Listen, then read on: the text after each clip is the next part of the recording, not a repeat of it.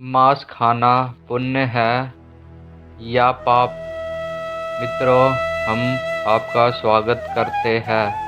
वैसे तो भोजन में हम क्या खाएं और क्या नहीं खाना चाहिए यह लोगों का व्यक्तिगत फैसला होता है, लेकिन यह हिंदू धर्म में कुछ लोग मांसाहार को निषिद्ध मानते हैं। वहीं उन में से कई लोग मांसाहार को काटकर और मारकर खाते हैं।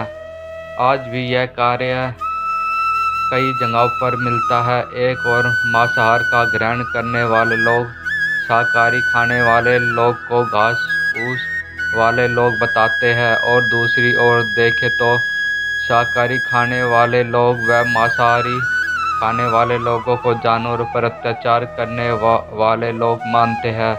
लेकिन मित्रों, आप आग बंद कर आप किसी बात को आप मानने नहीं हैं, और यह लक्षण बुद्धिमान लोगों के लक्षण नहीं होना चाहिए। इसलिए दोस्तों, जानते हैं कि हिंदू धर्म ग्रंथों में शाकाहारी और मांसाहारी उन दोनों में कौन सा आहार उत्तम माना गया है।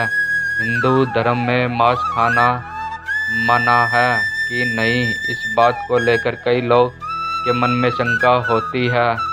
इसका कारण कुछ लोगों के मन में वेदों के विषय कुछ प्रकार की शंका पैदा होती है, जिनके वजह से वह समझते हैं कि वेदों में मांसाहार का विधान लिखा गया हुआ है। लेकिन मित्रों, यह आपका भ्रम है। मांस खाना पुण्य है या पाप, जानिए। वेद और पुराण हिंदू धर्म के मुख्य ग्रंथ है, जिसमें वेदों का सारा निषेध है, और उपनिषेधों को सारे श्रीमद् भागवत गीता वेदों में पशु हत्या पाप माना गया है, और मांस खाने के संबंध में स्पष्ट किया गया है कि मांस नहीं खाना है। इतना ही बल्कि कुछ प्राणियों के मांस खाने का उपचार भी उसमें लिखा गया है। यजुर्वेदों में कहा गया है कि मनुष्य को परमात्मा को सभी कई रचनाओं से मनुष्य को अपने आत्मसम्मान मानना चाहिए। जैसे पानों को चाहते हैं, वैसे ही दूसरों का हित करना चाहिए, और जिस तरह आप अपना कुछ अच्छे तरह से आप अपना ख्याल रख पाते हो, तो वैसे ही हम दूसरे प्राणियों और जीव जंतु का ख्याल रखना चाहिए। वैसे ही अर्थवेद में कहा गया है कि मनुष्य, तुम चावल गेहूँ दाल आदि आहार के रूप तुम ग्रहण करते हो, वही तुम्हारे लिए वही उत्तम माना गया है। तुम कभी कभी नर या प्राणी का हिंसा मत करो। वही बात ऋषि वेदों में बताया गया है कि गाय जगत की माता है, और उनकी रक्षा करने की ही समाज की उन्नति है। मनुष्य को इस मान सभी प्राणियों की रक्षा अपने जीवन से ज़्यादा करनी चाहिए। इस भागवत गीता में मांस खाने वाले आए नहीं खाने की वजह से की बात आए 3 चरणों में उस बात को विभाजित किया गया है, जिसमें सत्व, रजव और तमस को इन तीनों में मांस का उल्लेख किया गया है। गीता के अनुसार अन्न से ही आपके मन के विचार बनते हैं। जो मनुष्य सात्विक का भोजन करता है, उसकी सोच भी सात्विक रहती है। मांस और मदिरा की जैसी चीजें तामसी भोजन कहा जाता है। इस तरह का भोजन करने वाले लोग अक्सर कुक्रम रोगी, एक दर दिगी तरह रखना, दुखी और सद्य के लिए आलसी बन जाते हैं। गीता के अनुसार सात्विक भोजन करने वाले लोग ही उम्र बढ़ती है, और उसका आयु को लंबा कर देता है, और उनका मन को स्वस्थ और तंदुरुस्त रखने के लिए बहुत ही अच्छा होता है, जिस कारण वह बल, बुद्धि और आयु को बढ़ने में हमें इस हिंदू की तरह हमें शाकाहारी का भोजन खाना चाहिए। ठीक वैसे ही गरुड़ पुराण में बताया गया है कि जिसमें हमें श्री कृष्ण की एक कथा का वर्णन मिलता है। गरुड़ पुराण के अनुसार इस कथा अनुसार मांस खाना पुण्य है या बात को लेकर भगवान श्री कृष्ण की कथा। बचपन में एक दिन श्री कृष्ण तब यमुना किनारे पर एक पाई पेड़ के नीचे एक दिन बांसुरी बजा रहे थे। ठीक उसी समय पर उसके पास एक हिरनी दौड़ता हुआ हिरण आया था, और पीछे जाकर वह छुप गया था। तब हिरन बहुत डरा हुआ था। तब श्री कृष्ण ने हिरन के माथे पर हाथ हिलाया और तब हिरन को पूछा, क्या बात है हिरन, तुम बड़ा घबरा रहे यहाँ पर आ गए। तभी वहाँ पर एक शिकारी वहाँ आ गया। तब शिकारी बोला कि ये मेरा शिकार तुम मुझे दे दो। तब भगवान श्री कृष्ण बोले कि हर जीवित प्राणी पर सबसे पहले उनका हक होता है, ना कि किसी और का हक होता है। यह बात सुनकर शिकारी को बड़ा ही क्रोध आ गया था। उस शिकारी गरज हुए कहा, भगवान कृष्ण को यह मेरा शिकार है जिसे मैं पाकर खाऊंगा।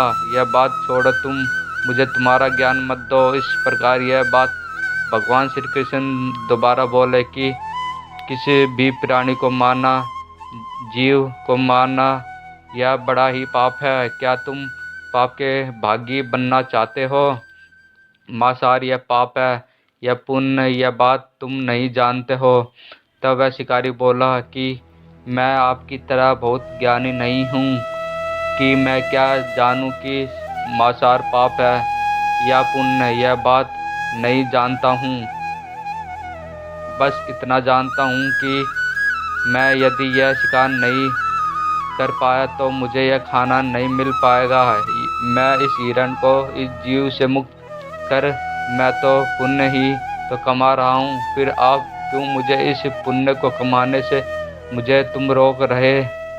जहाँ तक मैंने सुना है कि जीव हत्या तो शास्त्रों में उसका उल्लेख किया गया है। तब राज भी शिकार करते थे, तब यह पाप नहीं कहलाता था। और इस पाप का मैं ही क्यों अब भोगी बनूं? बताओ तुम।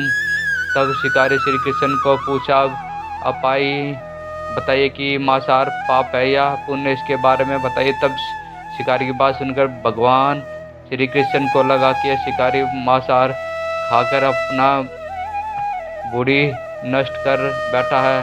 इसके अंदर सोचने और विचार करने वाले भी विचार उसके अंदर नहीं, बल्कि यह बात को पूरा ही समझता ही नहीं है। इसलिए इस शिकारी का यह बात बहुत अच्छी तरह से समझाई।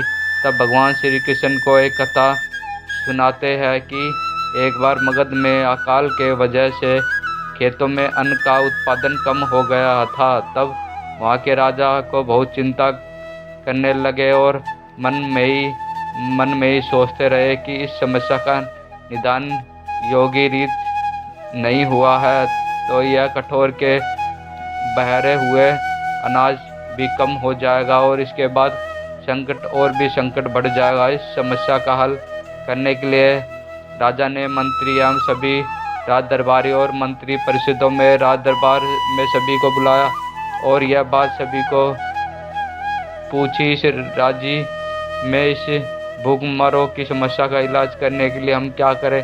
यह बात सुनकर सभी मंत्रीगण सोचते रहे, यदि हम चावल गेहूँ और उगाने के लिए हमें बहुत ही श्रम करना पड़ता है और उसमें भी समय काफ़ी ज़्यादा लगता है।